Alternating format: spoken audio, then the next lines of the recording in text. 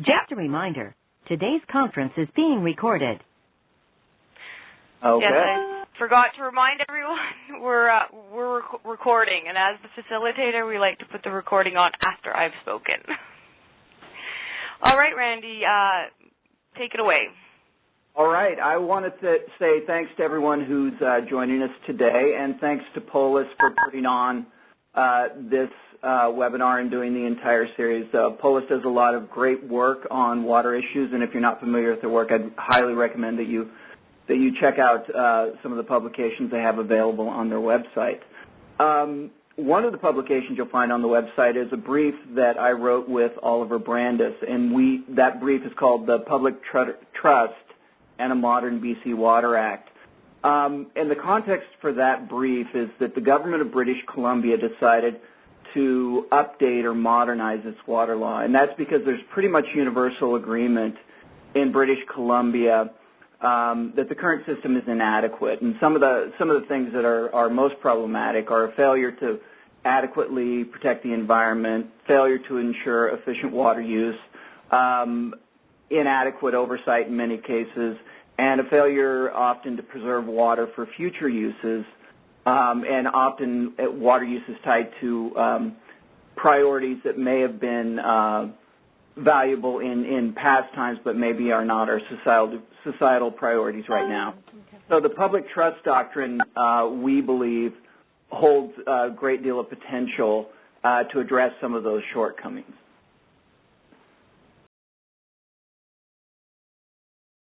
Liz, I'm having trouble moving the slide forward. Can I just ask you to move it? Okay. So I guess I'll start by giving a very high-level and succinct description of what I believe the public trust to be, and that's it's a principle that certain resources are preserved for public use, and that the government is required to maintain those resources for the public on a long-term basis. And it also means that private rights must be exercised in a way that respects and does not impair public values. The public trust is applicable to resources beyond water, but the public trust has the longest history and the most firm grounding in water. And so most of the reading, if you do any reading on the doctrine, you'll find it about it in the context of water. Why is it important? It holds the potential to protect ecological values, ensure water for future needs, to engage the public and make sure that they have a chance to participate in decisions, and to protect public uses and interests over the long term. We're seeing that it's already in use in many places around the world, and it forms a cornerstone of effective, efficient water management. Many of the aspects of the doctrine are already in place in Canada and in British Columbia right now. They're just not being called the public trust doctrine, or they're not seen as being part of this uniform doctrine. But we think there's a strong case that the building blocks are already in place in British Columbia. And we would say that the governments in particular should be looking at the public trust doctrine, because one of the points that we'll be putting forward today is that Canadian courts are moving towards a recognition of the public trust doctrine, and it would actually be better if governments acknowledge these developments and bring them into law in a planned and systematic way, rather than having these types of changes imposed by courts, which can often be quite disruptive. So just to kind of highlight what you're going to be hearing about today, of the first two bullet points, I'm going to be touching on those, the historical background to the doctrine and how it's been implemented in terms of the current links to modern environmental protection. Sarah will be talking about the experience that's going on both in Canada and places in the world. Oliver will touch on that and then talk about its potential in BC and in Canada. So Liz, could I get the next slide, please? There you go. Okay. So at this point, it's probably good to say, well, what exactly is the public trust doctrine? What are we talking about when we keep saying public trust, or people have talked about it for decades in Canada. What does it actually mean? And historically what it is it's the public's interest or the public's rights to access water, navigation, and fishing. And interestingly, in other jurisdictions where the public trust is recognized, as the public interest has evolved to include concerns for the environment, the public trust has also evolved to facilitate protection for environmental values. The doctrine legally functions as a restraint on the ability of government and private parties to either give away public resources or to allow activities which impair public values. It actually has a very long-standing historical pedigree.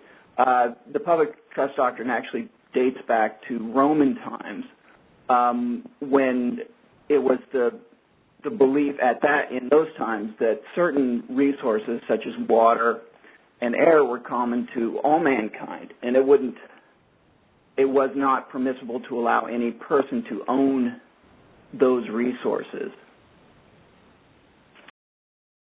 Now, because of the way that the doctrine operates in terms of it being a limitation on what governments or even legislatures can do, it has a very sort of a unique legal status, meaning that it's not generally a statute, it's not a rule of common law.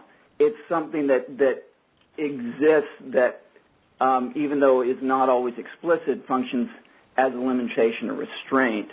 So it's been described in various cases as a rule of statutory interpretation, a background principle of property law, or a procedural overlay for decision-making processes. And I'll just say a few words about the idea of it being a background principle of property law. We received some feedback to our brief where people have said, well, isn't this giving credibility, or isn't this furthering, when you're talking about a trust and property law, are you actually furthering the idea that water it can be commodified? And I would say it's actually very much the opposite, where this is actually a restraint on the types of private rights that people might claim in water. So to summarize it, it's really more of a fiduciary duty that governments would have to protect resources than any kind of creation of an individual private right. So even though this doctrine has had a long historical genesis, it was really in the late 1800s that the doctrine started to become relevant in North America. And Liz, could you move to the next slide, please? That was in a case called Illinois Central, and what that case is often described as the heart of the public trust doctrine. And what happened in that case is that the state legislature in Illinois decided to grant to the Illinois Central Railroad a large tract of submerged land. So this was a tract that was 1 mile by 1 mile and comprised basically the entirety of the commercial Chicago harbor.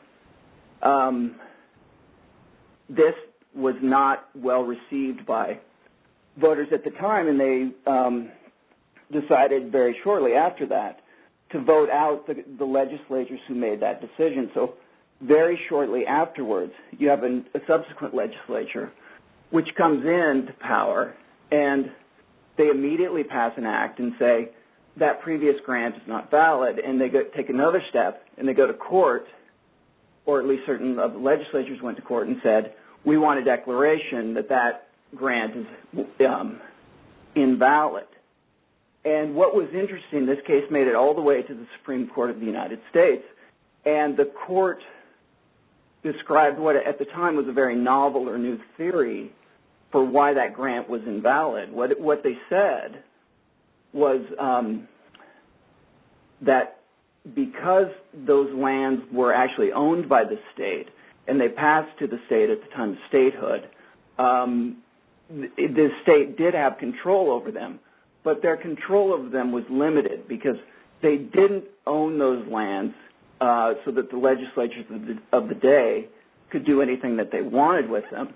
They, in fact, held them for the benefit of the people. And so in this case, the decision to give these lands to the railroad was just something that went too far. And the legislature, in fact, didn't have power to alienate or give away those lands because of the public interests they supported. Now, at the time, those public interests would have been things like navigation, fishing, access to the shore. So it was at the time, the doctrine was very much concerned about the public uses of water rather than some of the environmental values that we are concerned about today. Next slide, please, Liz.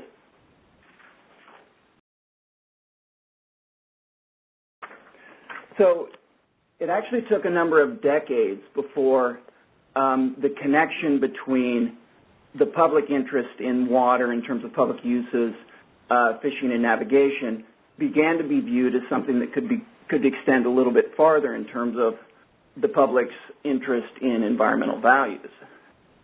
And one of the fundamental keys to that, the evolution of the thinking in that was a 1970 law review article by a professor, Joseph Sachs. And if you're familiar with water law at all, he's a very eminent figure in water law and in environment law and has written very extensively.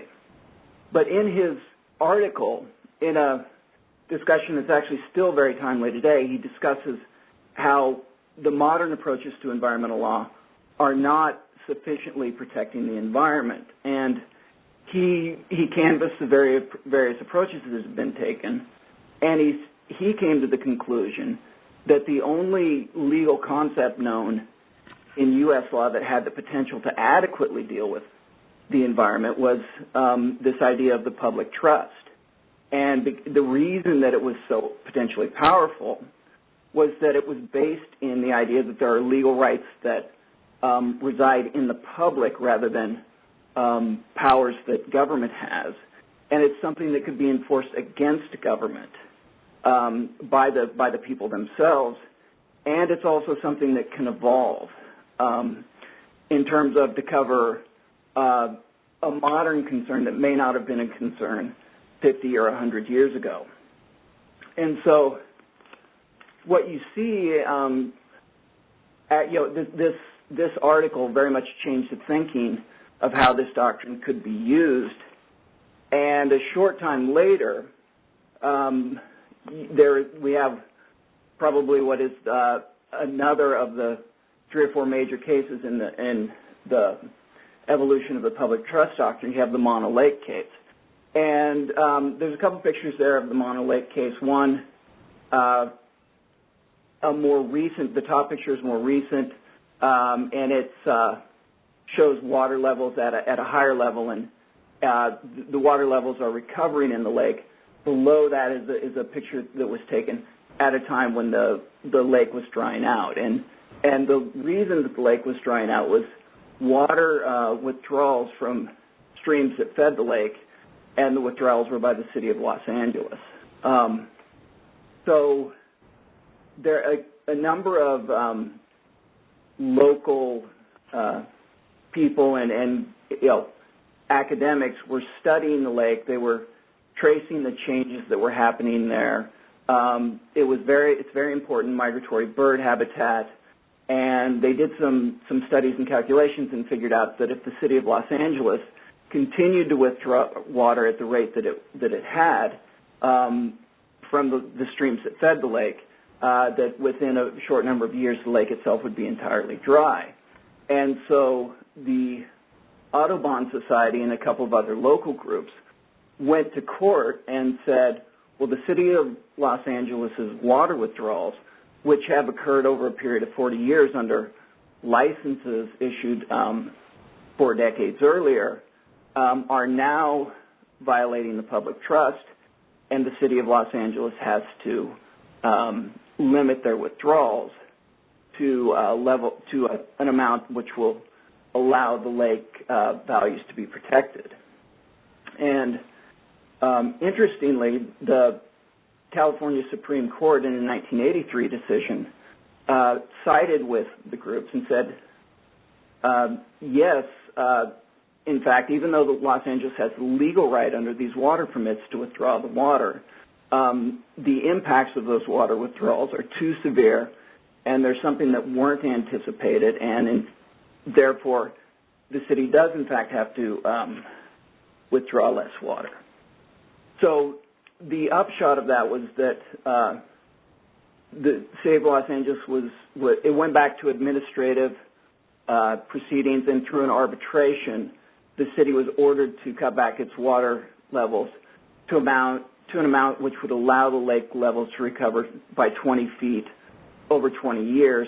That in turn forced a number of conservation and efficiency measures in the city, which have by this point saved far more water than they lost under the court case to begin with. So it's been, by and large, seen as a positive development. Next slide. So that brings me to the end of my presentation. If you're interested in more information on the Public Trust Doctrine, I'd recommend the brief that Oliver and I wrote, and I've put the website link on the slide, and the slides, I understand, will be available after the webinar. And at this point, I'll turn it over to Sarah. Great. Thank you, Randy. Sarah, I'll just pull up your PowerPoint, and do you want to unmute yourself? Hi, can everyone hear me? Yep. Okay, so it's Sarah here. I just want to thank everybody for their interest in listening in today. I'm going to give an overview of the public trust in Canada, where we're headed in Canada, and how the public trust has been recognized in the Canadian context. So first of all, the role of Canadian courts in developing the public trust. The courts develop what's called common law, or judge-made law, and there's a long history in Canada of recognizing and enforcing public rights to the environment. Most recently, the Camphor case in 2004, the judge there commented on the deep roots of public rights to the environment in Canadian legal history. The courts also have a role in interpreting and enforcing statutory duties. So where there are environmental statutes and duties under those statutes, the common law public rights influence how government decision makers can act according to their legislative authority. They also interpret and enforce public trust language. So like the proposal for the BC Water Act, sometimes there's public trust language directly in statutes, and the courts have a role when cases get to the courts to interpret what exactly that language means. And overall, the courts have a very important role in helping balance private rights with the public interest. So Randy went over the Illinois Central case in the United States. Here are a couple of examples of cases from the 1800s in Canada that use similar public trust type language. So they're describing what the role of government is with respect to public rights, using language such as a trustee of the public, or these public rights are vested in the Crown for the public uses for which nature intended them.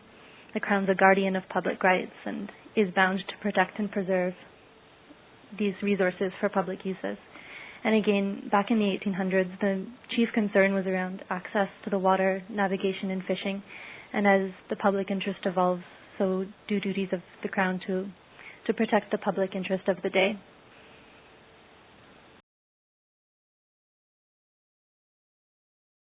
The public trust is also already enshrined in a number of Canadian statutes. The role of this public trust language may be to explicitly expand public rights from those historical rights to ecological interests. So that's something that may develop through the courts, through common law over time. With that type of language in statutes, they can explicitly expand them, have a lot more control over how those public rights are interpreted. Public trust language in statutes can guide government decisions by setting out specific considerations for how public trust resources are to be used. And another common feature of public trust statutes is to reduce barriers to access to justice, so facilitate public participation in decision making and allow the public access to the courts to protect the public trust. Here's a list of examples of some language in different Canadian statutes, and you can see that this legislation applies to a bunch of different contexts. So some of them are general environmental protection legislation, others are focused on establishing public participation rights, others cover specific areas such as parks, or I think most interesting for the discussion of the BC Water Act is the recent act to affirm the collective nature of water resources in Quebec, which takes the civil law history in Quebec, which has recognized water as a collective resource, as common property, and brought that into the modern context by establishing specific rules, establishing the government as guardian of the water resource, something similar to what's being proposed in BC.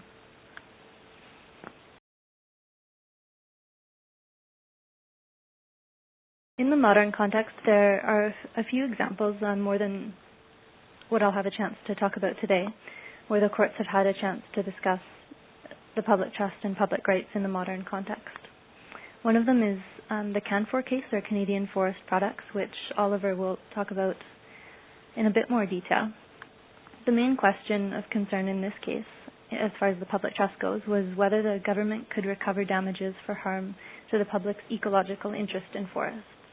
So this case dealt with a forest fire and a company that was responsible for the forest fire and the level of damages that the government of British Columbia was entitled to collect for damages to the forest. So this led to a discussion of the nature of the government's ownership of that forest. Was it the same as that of a private owner, or was their interest something beyond that because they represent the entire public's interest in the ecological values in that forest? So that discussion was really led to increased interest in the public trust in Canada and opened the door for developments like we're talking about today. Another case, Prince Edward Island versus Canada, directly head-on dealt with a public trust claim. The government of Prince Edward Island attempted to sue the federal government regarding management of the fisheries, so arguing that the federal government, as guardian of those fisheries resources, as trustee of the resources for the public, had mismanaged the fishery, leading to decline in fish stocks and harm to the Prince Edward Island economy. So this case went through two different levels of court on what's called a summary motion for dismissal. So that was just to determine whether they had a proper case to bring before the courts. And the wording in that was, the claim was a breach of fiduciary duty to manage the fishery resource sustainably. In that discussion, they determined that because this case dealt with discretionary decisions of the federal minister made pursuant to legislation, that type of public trust claim would have to be brought as a judicial review in the federal courts.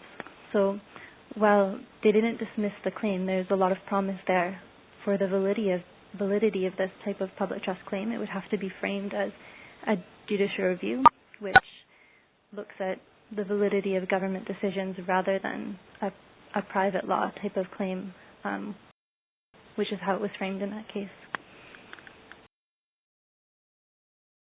So that certainly offers some guidance to the shape that public trust might take in the courts in the future. Another case that Ecojustice is involved in that will be heard sometime in 2011 will be the first chance for the courts to interpret the new water law in Quebec. So like I mentioned, this law affirms the collective nature of water resources. The specific facts of this case, Quebec City enacted a bylaw requiring riparian owners, so owners along the lakeshore, to remove all structures and establish a replant in a buffer zone in order to protect the water quality of Lake St. Charles, which is a main source of drinking water for the city of Quebec. Some of the riparian owners are suing the government of Quebec, claiming compensation that their land has been expropriated from them.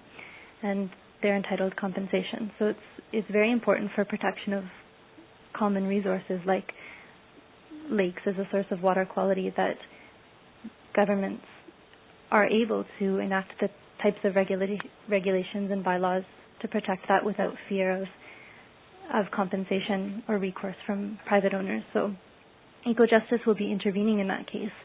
And we think that this new Water Act, can have an influence in that case, that if the government is seen as a guardian of water resources and public rights to that resource are recognized, then that forms an inherent limit on private rights, and the private ownership rights to that riparian land never included the right to pollute the lake or harm the public resource. And the municipality, within its jurisdiction over water, not only has the legislative authority, but they also have a duty to the public to enact just the type of bylaws that they did to protect that drinking water source. So it will be really interesting to see how the courts interpret that case.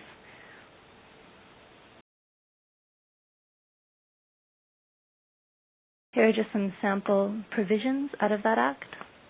So recognizing a common heritage in water, common use rights of access to water, and a mandate of sustainable development.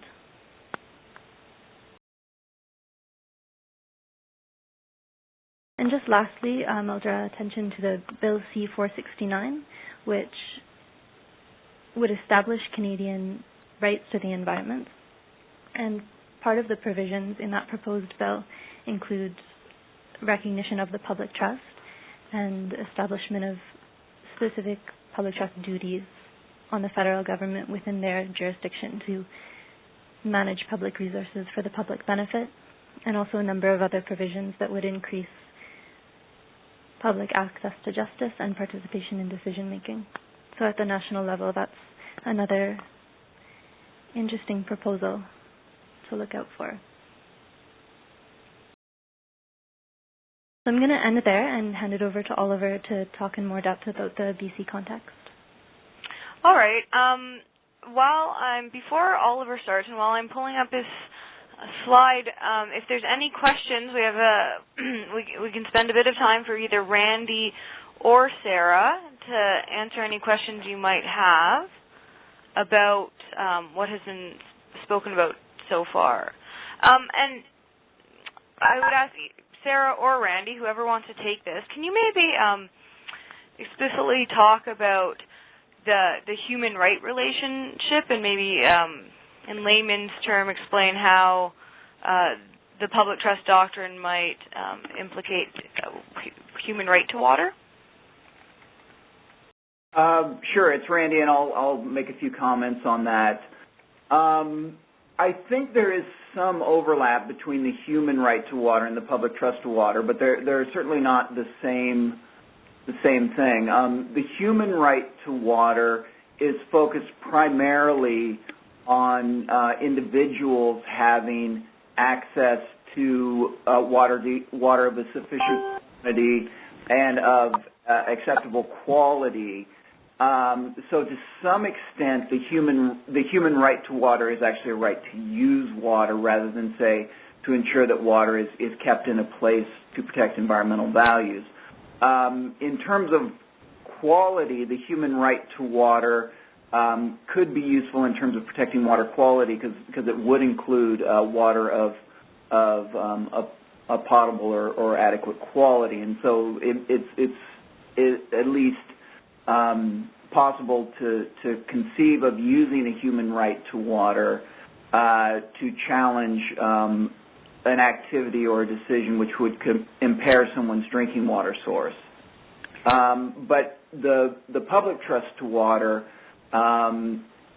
would be broader than just water for a subsistence purpose, and it goes to protecting environmental values for their own sake, not because those environmental attributes are part of or necessary for maintaining water quality for human use. So it's something that has I think, greater potential to protect the environment. I'd also say that the Public Trust Doctrine is, in a way, a mechanism to enforce public or human rights to water.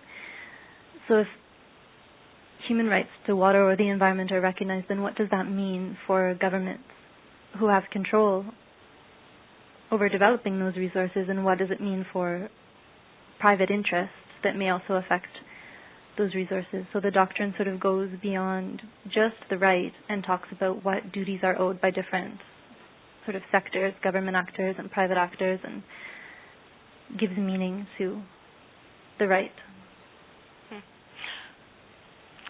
Thank you. And I just want to say this out loud in case anyone's missing it, but Rod asked if Bill C-469 that Sarah referred to was a private member's bill, and she said, yes, it's from Linda Duncan from Edmonton. Sarah, did you want to add anything to that? Or? No, just that it's currently in debate in Parliament in second reading. Second reading, okay. There doesn't seem to be any other questions. We will have an opportunity to ask all of our speakers again once Oliver's done speaking. Oliver, are you on the line? Yes, I'm here. Can you hear me? Yes, I can. I will let you do your talk, and then we will finish up with any other questions people might have. Great. Thank you, Liz. And I just want to thank everyone, obviously, for spending the time with us today. But I also want to give a special thank you to Liz, because it really is her effort that has put this event together. And sometimes the sort of facilitator or host doesn't always get the credit they deserve. And from my perspective at POLIS, this is a big part of Liz's efforts. So thank you. Now, moving on, let's just hit some key point recaps here for those of you who might be snoozing a bit out there, and I can see you, so I'll be watching now. But a couple of points. Courts have three important roles. This idea of their own sort of rules, this is the common law idea, and that evolves relatively slowly and over time. And I think that's relevant because this is sort of the origin or an important place where this idea of the public trust has originated. And as Randy suggested, there is this long history, going back to Roman times. So there's a really robust component here. Obviously, the courts play an important role in enforcing rights, and there's a lot of discussion and, debate, I guess, around the role of the so-called public rights. And one wonders about how active the courts are going to get around that issue, and we are seeing the courts beginning to become more active there. And finally, that aspect of interpreting the statutes, interpreting the will of the legislature.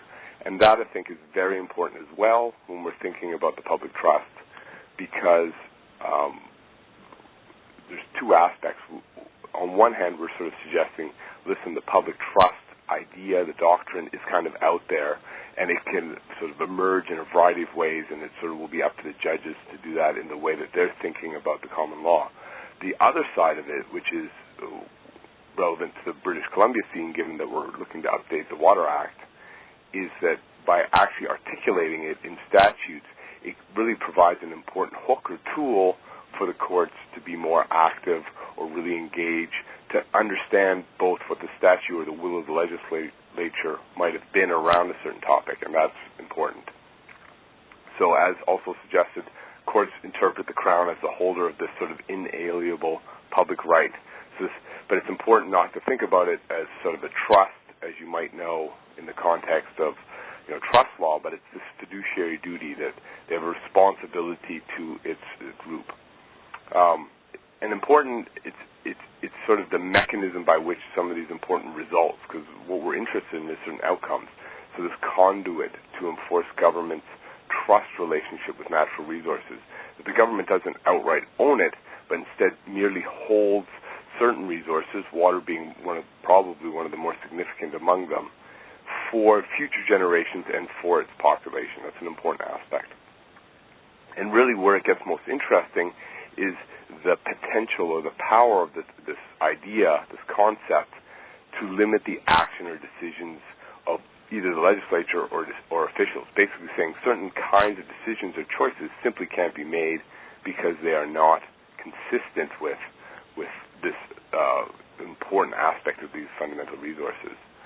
And you know, the other piece that we ought to be very aware of, and we're very fortunate here in Canada, is that certain foundational aspects of the public trust, most significant of which is the idea that water is vested in the Crown, already exists in all of Canada's legal framework, but in particular in BC, it's been very explicit and is not really in question. So just to give you a snap of what we're going to talk about now in a little more detail is obviously a little bit about this camphor case, and I'll tell you why I think that's important. And then I'll give you just a bit of backdrop of the BC context to help us sort of prime the pump for the discussion of the public trust in the context of this Modern Water Act. And then I'll ask the question of, you know, why now and what are the benefits? Why should BC even consider doing this? Why should the government consider doing it? And why should, you know, the community or the citizens actually care? And finally, as anyone who knows I like to do, let's try and take a look at the big picture, and I'll offer some final thoughts related to that. So again, although the topic's been sort of introduced, I just want to touch back on it. This camphor case, the Canadian Forest Products Limited, is really significant for a couple of reasons. One, fairly recent. Two, Supreme Court of Canada. So that's you know, as far as the law goes in Canada, that's sort of the top of the food chain, and that's really important. And they were sort of grappling with this question of, can government recover damages for harm of the public's ecological interest in forests? Now, the specifics of the case, and I won't go into a lot of detail here, but basically they failed. They were looking for some direct damages, and the courts kind of took a look at it and said, you know what, even though the company likely was involved in this damage by this fire, the Crown itself wasn't actually put out because they were collecting this thing called stumpage fees, and via an effect or a process called the waterbed effect, all the companies end up sharing it. So the company wasn't actually out the money that they sort of suggested. But going further, so on sort of the specific, the technical details, the case really wasn't successful. But on the aspect which in legal terms is called Overtdicta, this is that space where the courts can sometimes discuss certain topics. Now, some commentators think of Overtdicta as sort of the idea that you know, judges have this sort of fenced-off space where they can protest, kind of like the G20 summit kind of fenced-off area.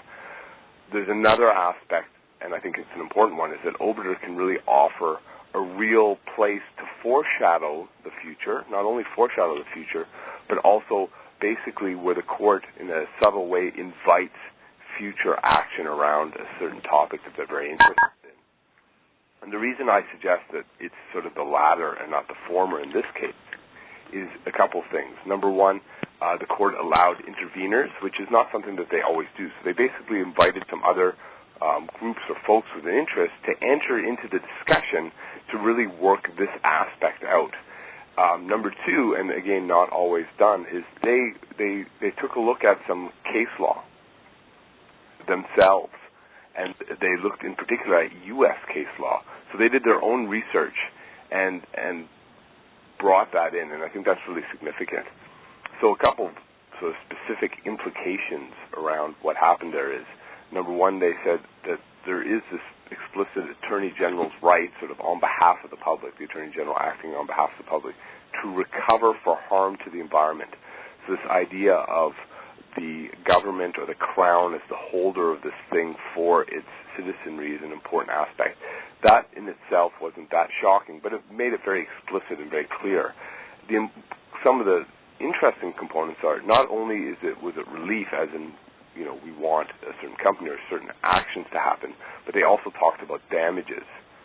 And beyond that, the usual mechanism to do this was via a tort called Nuisance, basically the idea of public nuisance, that certain activities that affects us all is a public nuisance. They said, you know, if that tort's allowed, then there's a variety of others that might be allowed that include things like negligence and trespass and some of the other torts. So it really opened this up in a very interesting way. Like I said before, talked about the court relied on U.S. precedents. And this means a lot in the Canadian context because it suggests the real possibility of a much more aggressive model. Because the U.S., and as Randy has sort of suggested, and that you can see in the detail of the brief that we put together, that there are a variety of jurisdictions, state-level jurisdictions, that have been really aggressive around the public trust and really using it as a tool. So that opens a lot of opportunity for Canada. And finally, I think another aspect that really, puts it on to the forefront is the idea that it confirms the possibility of progressive statutory interpretation. We kind of get that. But it might also go further.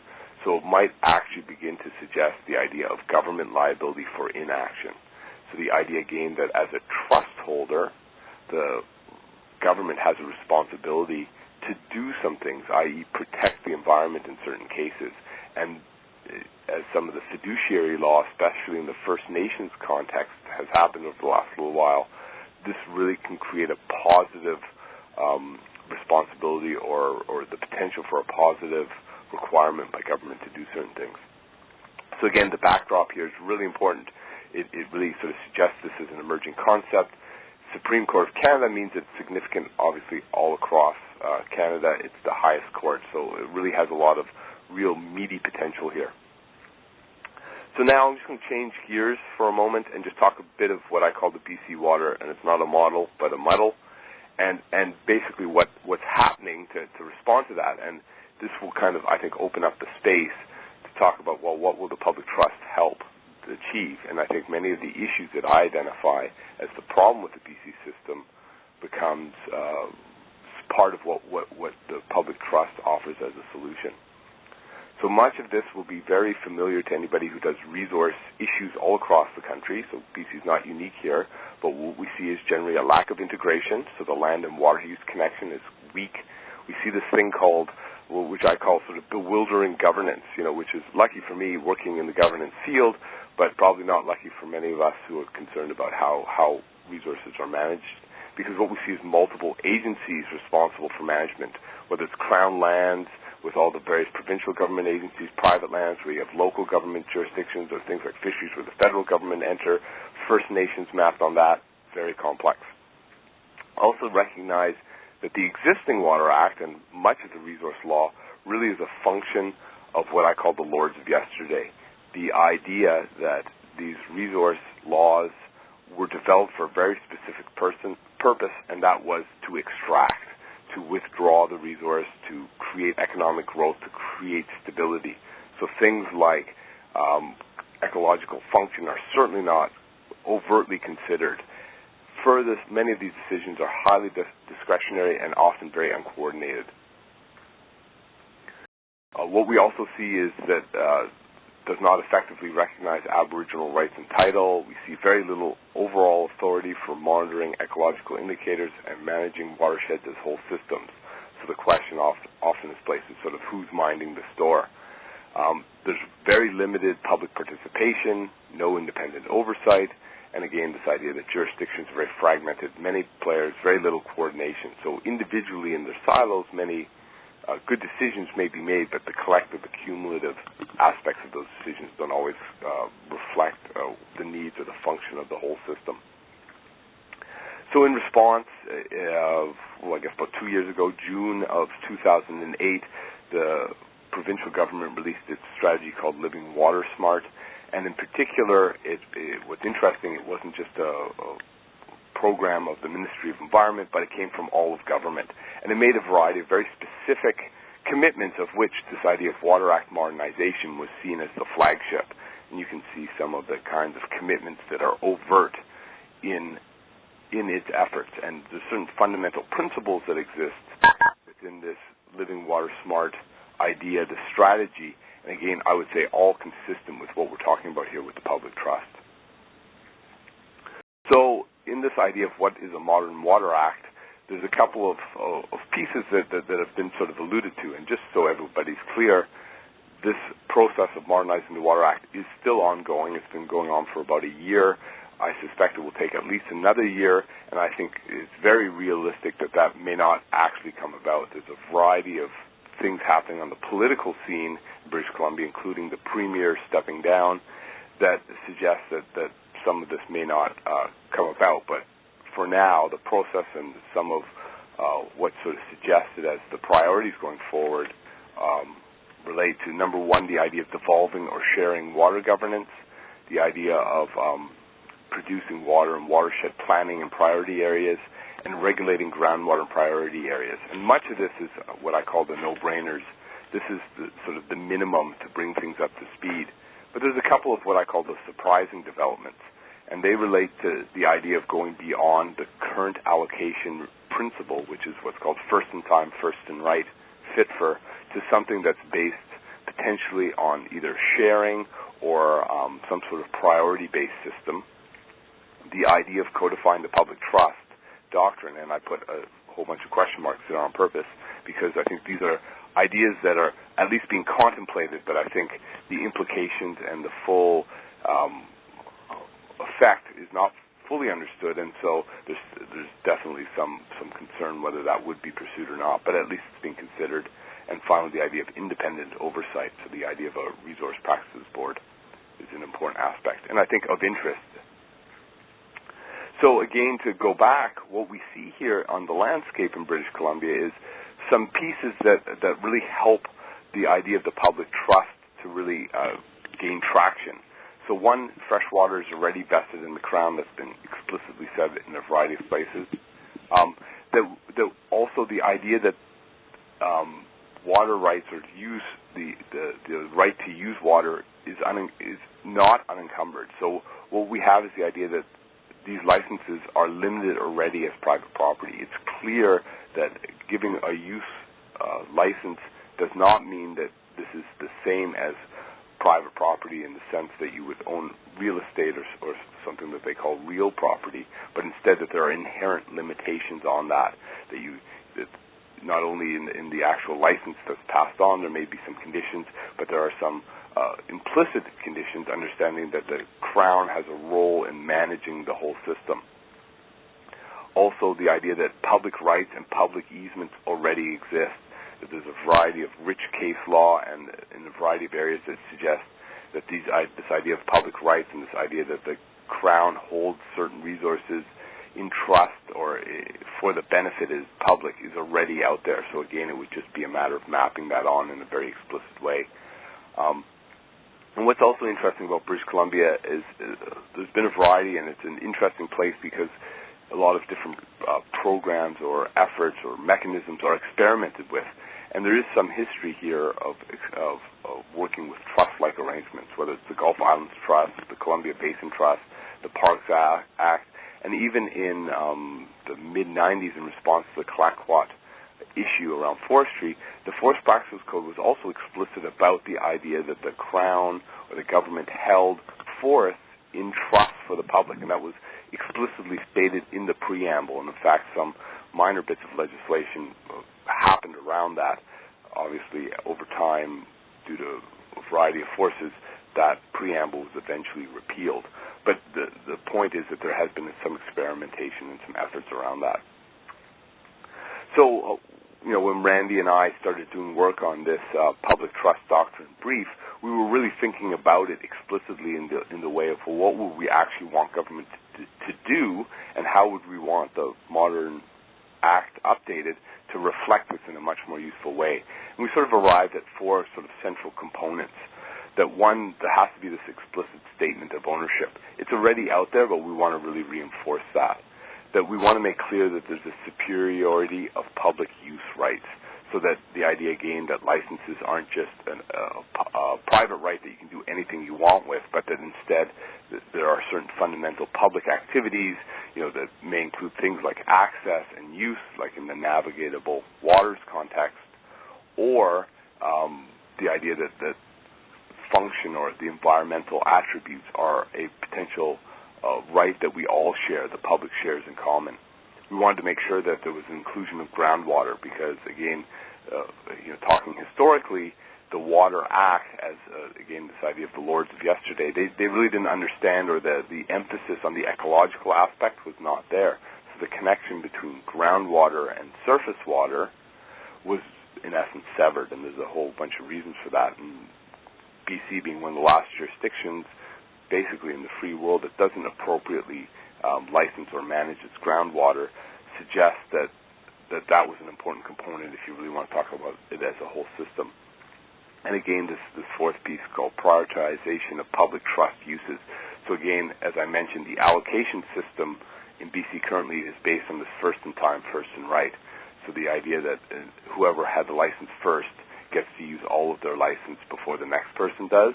So in times of drought, when you have to start limiting them, so the newest license gets cut off first, what we're suggesting, or what would be more consistent with the public trust, is to sort of explicitly define what are certain priority uses, and some amount of water available for the function or nature's needs has to be a priority. So, as lawyers like to do, we had some fun, and we thought, well, why don't we just add some words and sort of make it clear what we exactly mean. So we basically propose a few, what I consider fairly minor, and you can see there by the black, bolded, underlined bits, is what we're sort of suggesting added to what already exists under Section 2 of the Water Act. So we're talking about amending. We're suggesting a few very small components that would be added to the kind of language that already exists. And you can see, and I won't spend the time reading it through, nothing more boring than listening to me rattle on reading legislation, but you can see it's only a handful of words. And again, it's the idea of making this connection explicit. And it's for a couple of reasons. As we suggested, it gives the courts a potential really clear venue or avenue to make that explicit understanding about what the legislature intended, and it allows that mechanism to really work robustly. So that's the statement of ownership component. And then we also suggested, not unlike what the Forest Practices Code once upon a time had, is to have something clear in the preamble. And again, the idea of emphasizing the superiority of public use rights, the idea that, when government gives a license to an individual or a firm, that there is an inherent limit on what they're talking about here. So the question is, well, why bother with this in British Columbia? And I think there's a couple of the sort of, what I would call this is really the meat of it, why we would do it. It safeguards and limits degradation of trust resources, so it protects this ecological function. It promotes decision-making that is transparent and accountable to the public. It's capable of evolving in response to changing circumstances, so this idea of social resilience. And all three of these aspects are central to the Living Water Smart sort of fundamental principles. So this is absolutely the natural articulation, the mechanism by which you would give meaning to the strategy that's laid out. So government has said, this is our strategy, we say this is a priority, we're going to be explicit about it. By following through with the Public Trust Doctrine, by actually codifying it, you demonstrate that, yes, we're committed to this, because then the mechanism becomes very clear. And again, if we think back to my part where I talked about the BC water muddle, many of the problems that I identify would in essence be rectified by some of these components. So in one sort of fairly simple step, you begin resolving some of these fundamental problems. There are also, so that's sort of the high-minded, the philosophical aspects, the idea of why government should do this, because, if it wants to demonstrate or show leadership. But there are also some really practical benefits to government why they would want to do this. Number one, international experience, and we haven't had much time to talk about that, but again, if you look at the brief and you look at the research around this, there's a lot of really positive international experience in protecting ecosystem integrity using this as a mechanism. So it's a really useful tool, is basically what we're saying. So it's not something that will be overly expensive or inefficient, but it's actually a really effective way to achieve certain outcomes. The second piece, and as Randy suggested, and certainly you can see by Sarah's selection of slides, the courts are increasingly active around this. So as the courts get more engaged, and what we see in the camphor case is they've really, in a sense, set up for the next good opportunity to really pick up on some of these themes. In a sense, it would be better for government to legislate, so they can clearly define the context of which they would like this concept applied, rather than have it sometimes unpredictably forced on them, as courts may make some interpretations that may not be as comfortable. Beyond that, there is this idea of First Nations and Crown fiduciary responsibilities, which is a big part of the legal resource scene in British Columbia, because much of the rights and title issues are unresolved here. And there's a commitment by government about this new relationship, so making a new relationship about how government will interact government to government with First Nations. Again, public trust offers an important mechanism because it makes that connection much more clear and shows in a much more positive way how government hopes to interact and work around this. And finally, there's many cases where government does try and make the right decision, and many decisions, because of the way the legal system in British Columbia and elsewhere across Canada largely works, it's highly discretionary. And this discretionary decision-making often puts those statutory decision-makers, whether they're regional managers or whoever, into an awkward position where they have to basically weigh some issues. So they weigh sort of economic and community priorities versus some environmental priorities. And these decisions, as they sort of get weighed against each other, sometimes can be challenged. And then that goes through a process, often through a thing out here we call the Environmental Appeal Board. And this process can be very expensive and can be very challenging, time-consuming for government and for the proponent. So it really helps clarify and would give a real vehicle to support some of that discretionary decision-making. So again, just to emphasize, Living Water Smart is the new strategy, a new vision, supposedly a new paradigm. Well, in a sense, the proof is in the pudding. If the government means it, this would be, public trust would be an important way to do it. And what it would do is achieve a few things, as I pointed out as bullets here, but it could help change the public attitude that water is a free good to recognizing that it is a strategic natural asset, and we're seeing that increasingly so, whether it's energy and water, food security, international security, community prosperity, all these things, water is increasingly on that landscape. But that it's also a public trust, meaning government can't just do what it wants with it, that it holds it for its population, not only for the current, but also for the future. It could emphasize this idea of conservation and attend to this cumulative impact. So thinking about the whole system, it really helps because largely in Canada, what we suffer from, anyone who spends time in the environmental law realm gets frustrated because there are a whole bunch of rules and laws on the books. They don't always get enforced. And so there's probably more examples of things not being enforced than actually being enforced. And this would be a mechanism where people can engage and help ensure that the rules are enforced. And importantly, when we think about the future of water governance, is the idea of shared governance. That those who have those who are impacted by decisions ought to have a say in those decisions. So it engages community in those water management decisions. It also enables resource and land use decision-making at that scale. So it really helps sort of more overtly connect the ecological component. So the idea of the water and land connection. And finally, there is an important piece, and I think government in sort of the modern incarnation we're seeing in this world of globalization, this question of accountability becomes increasingly challenged. And so again, this accountability would be more robustly brought forth by the idea of giving an opportunity for overall audit and oversight, and might engage citizens to play a much more active role in monitoring sort of the health and function. So the big picture here, what we're talking about is, and this is the big pitch that I've been making now for the last few years anyways, when we talk about law reform and many good environmental groups, and not just environmental groups, but community groups and other sort of civil society in general, very concerned about this sort of one law at a time kind of battle. And I think what we're talking about here is moving from the idea of law reform, so changing one act, to the idea of law regime reform. And again, if I talk about the historical context, we're talking about a set of resource laws that really served a different function. They were about resource extraction and the sort of orderly management of that resource extraction. Well, what we're talking about in this case is we're talking about reforming the whole regime, so we start thinking about creating these very positive spaces for shared governance, where we think about the function of the whole system, where we recognize that a healthy functioning watershed underpins the economic growth of individual industries. It underpins community prosperity. It's fundamental to human health. So this is an important aspect. And if we want to think really big, the start of a movement to new forms of participatory governance, that's the ecological governance hook, and that's what I think the public trust can really offer.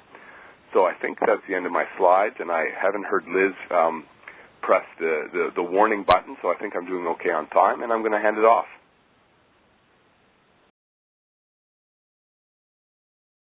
Thank you, Oliver. That was great. We will take the opportunity to answer. There's been a few questions, so I'm just going to head back to one from Carmen, and it is for Randy and Sarah, or I'm sure Oliver can jump in. I'll let you decide amongst yourselves who will answer, but given the let me make sure I get this question right. There has been no application of the camphor decision as far as the public trust aspect of the case goes. Just how useful is the camphor case?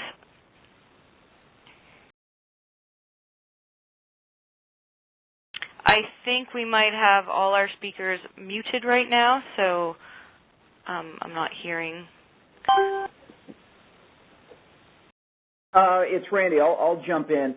I think a lot of times there's a long gestation period for developments in the law, particularly when they come out in comments in Supreme Court decisions. And so, as you see with the public trust, the development of the public trust that I described, you're talking about something that exists for centuries, and then a case is decided in the late 1800s, but some of the important decisions that evolve the doctrine don't come for decades later. So I wouldn't read too much into courts haven't immediately embraced and applied this in a fulsome way.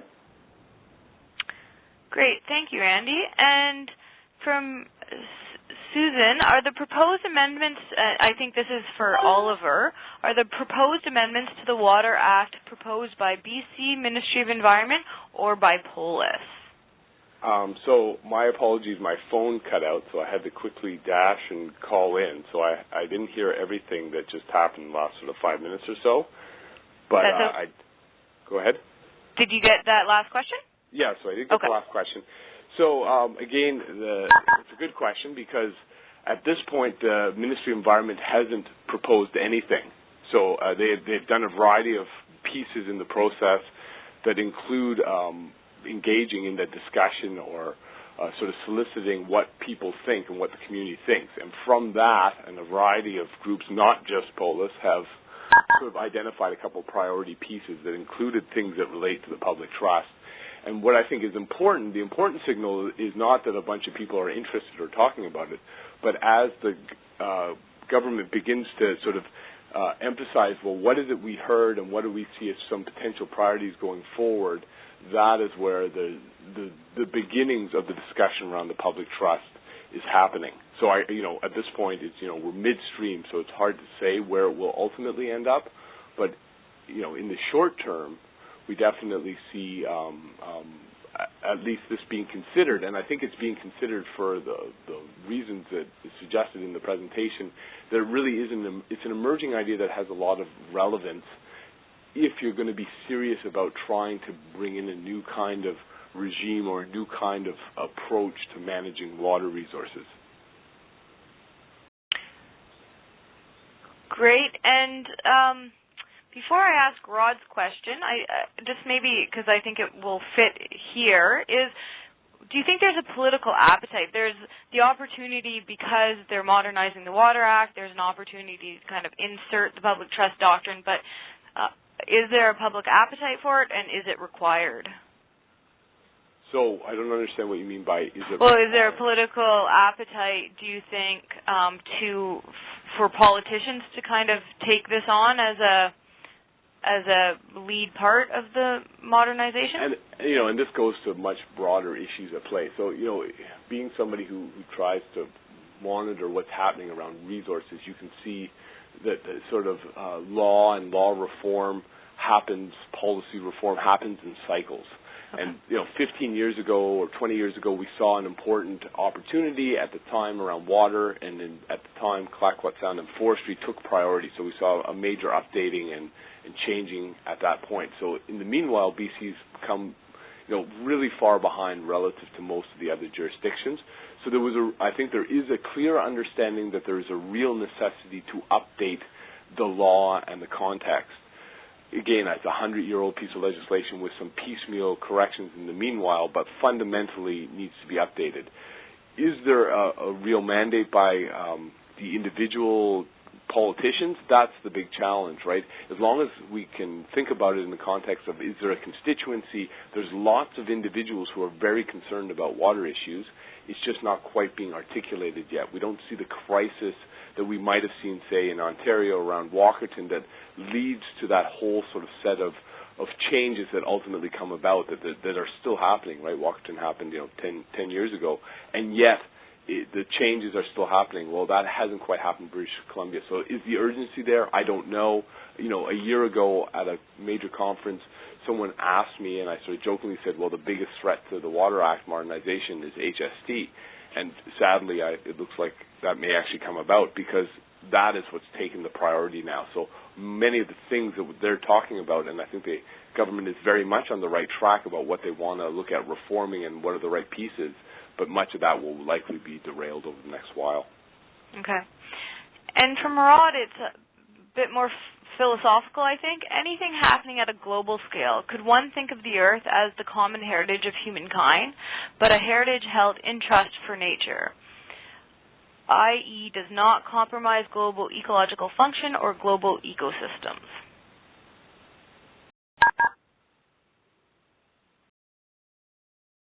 Anyone want to take that on?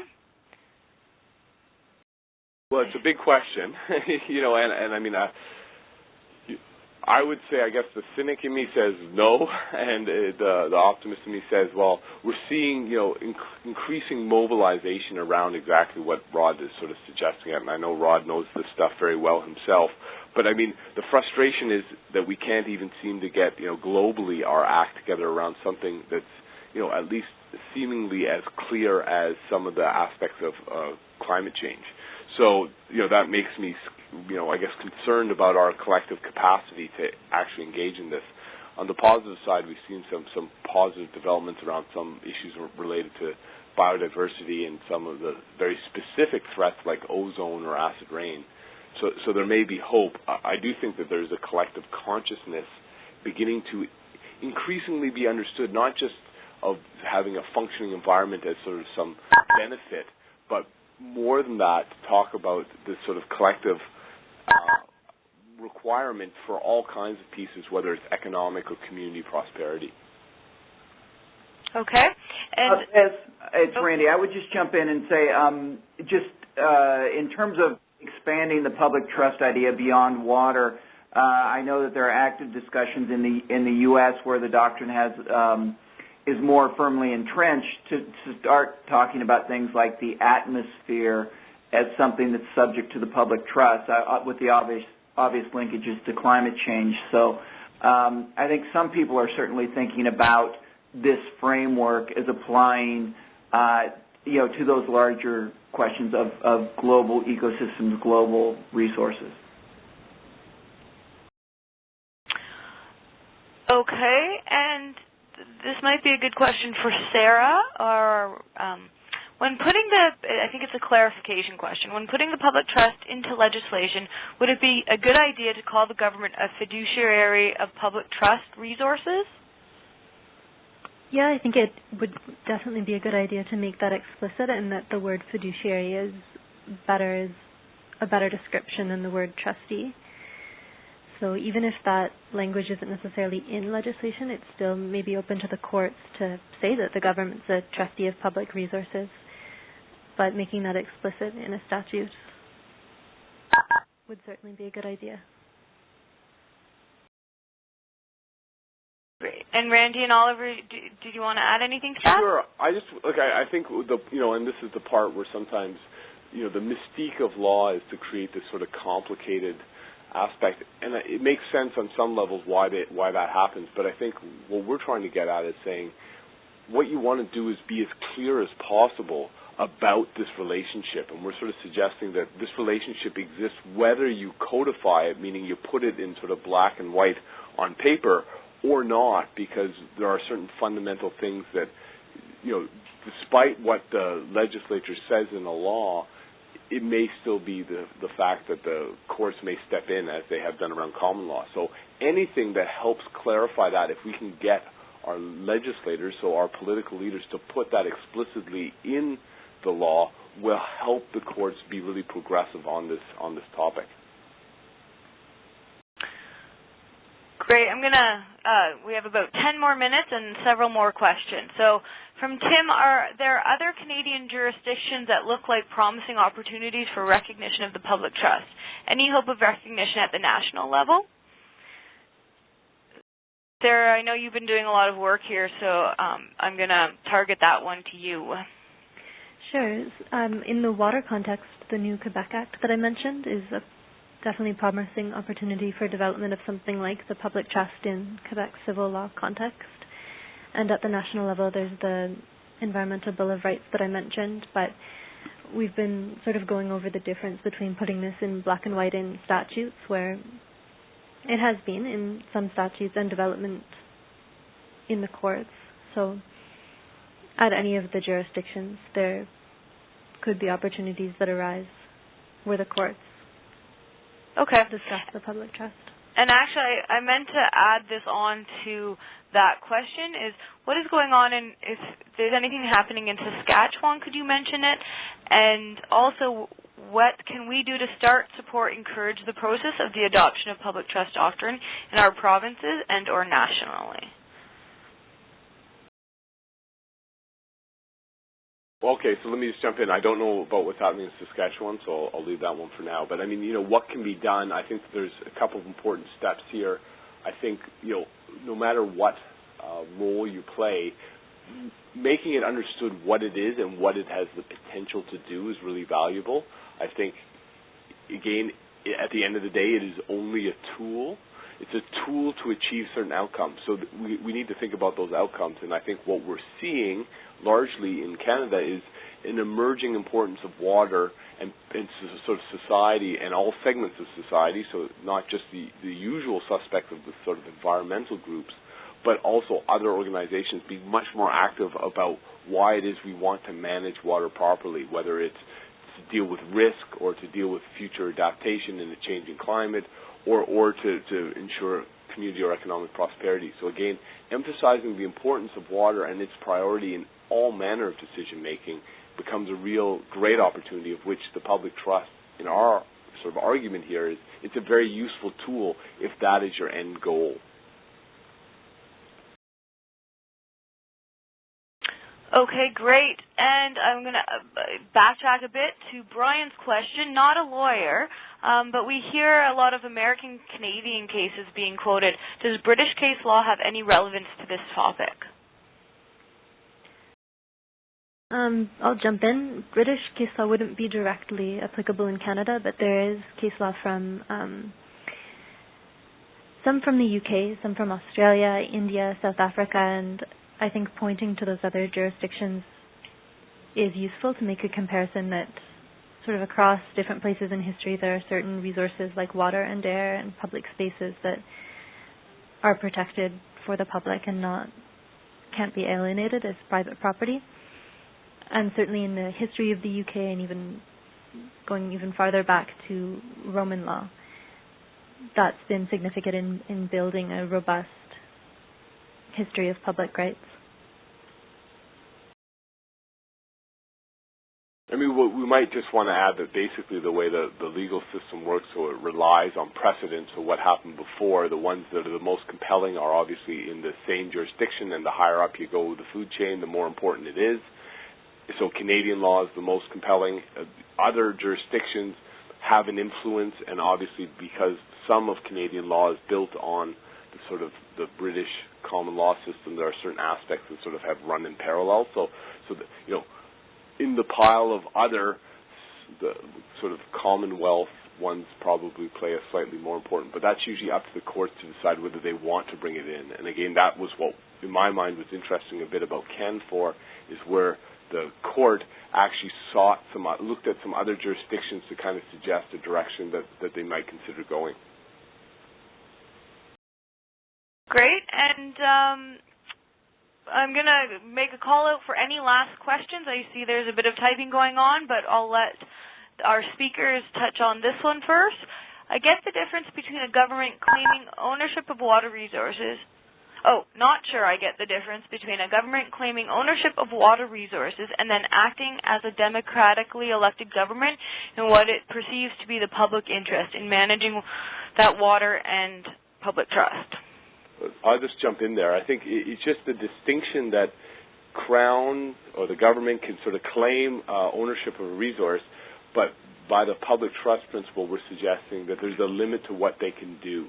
So if they wanted to, you know, like the Illinois Railroad case, if they want to just kind of hand it over to somebody and have them do whatever they want with it, there may be a limit on that, and that's the sort of difference here. So just because the Crown owns it, and there are many examples of many things that, you know, the Crown will dispose of ultimately, resource-wise or whatever,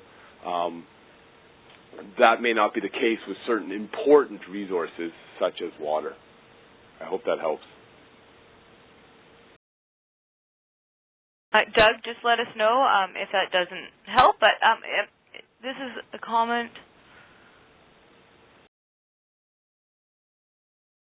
Oh, just a comment from Deborah. People were asking about what was happening in other provinces and across the country, and the province of Nova Scotia was supposed to announce its new Water for Life strategy today. Ooh. But it has been postponed, and we will look at how public trust doctrine could be incorporated as this goes forward. So that's interesting news. Thank you, Deborah, for pointing that out to us. It's always good to find out what's happening across the country. Before I sign off, again, last chance for any questions. I want to thank all our speakers and everyone for coming in. I recognize we've been doing the series in quite a short time frame, and I appreciate people being able to come almost monthly to this. I did mention at the beginning, but we have designed our last webinar, which will happen February 16th, same time, 12 to 1:30 Eastern Standard Time, and our final webinar will be Addressing Nature's Water Needs, the Science, Policy, and Politics of Environmental Flows. And folks at WWF, Tony Moss and Matt LaBelle, I apologize, will be speaking at that webinar, and we will be sending out information throughout the month of January. And someone asked me about power presentations, and later on today or shortly after we hang up, I will have the PDF on waterpolicy.ca website, and the recorded webinar will be there as well. Thank you, everyone. And I think, yes? Can I just, there was one question that was just asked the presenters alone, and I think it's just worth quickly touching on. Oh, yes, sorry, I meant to ask that one. And the question was, you know, what is the waterbed effect? And it was something that I had put just in a slide that quickly just to remind myself. Basically, it's just it's a technical aspect of how stumpage is calculated in British Columbia. Stumpage is basically the revenue the Crown gets from cutting down a tree, and in a complicated way, the government, when it hands over licenses to certain companies, it requires them to cut a certain amount so that they can ensure a certain revenue stream. So what happens, this waterbed effect is something that's evolved over time, where basically a variety of the license holders share that risk if they don't cut enough, if for whatever reason that other people's stumpage calculations would be adjusted. And the point really was only that in the case of the camphor situation, where they didn't supply enough stumpage to the province because of this ecological damage, the Crown wasn't actually out that much money because of this so-called waterbed effect. It kind of, like a waterbed, it kind of adjusted, you know, as some ripple effect happened. So just, it's not worth focusing on at all unless you're into forest policy, but it's just a way of calculating revenue for the Crown. Thank you for getting that one, Oliver. I had meant to ask that. And just one, I think people are just typing to say thank you, and I will let everyone sign off, and thanks again.